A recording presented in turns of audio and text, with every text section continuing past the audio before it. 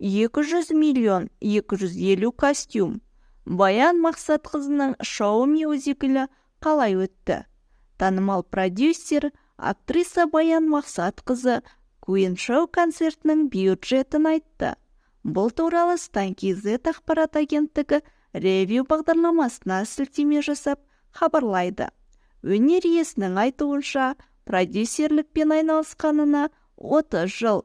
Әлемнің қаншама алпауыт елдерін араладым. Қаншама түрлі шетелдік концерттерді көрдім.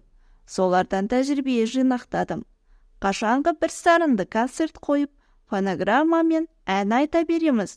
Шоуға 1,5 ай дайындалдым. 5-6 рет қана дайындыққа келдім. Содан болар сахнаға шыққанда қатты қобалжып, әнімнің сөзін ұмытып қалдым. Шоудың демеушісі жолдасым 200 миллионнан аса қаражат кетті дейді продюсер. Сонымен қатар мюзиклдің билет құны да арзан болмаған көрінеді.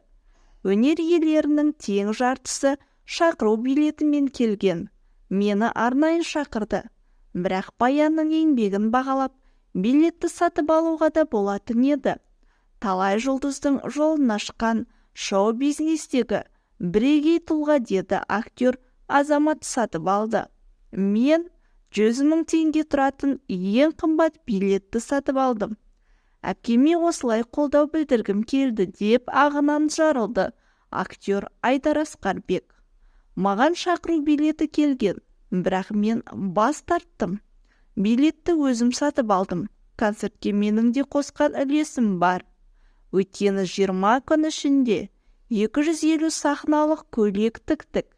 Мен идеямды ұсынамын. Соңғы сөзді продюсердің өзі айтады, деді дизайнер Назым Карпакова.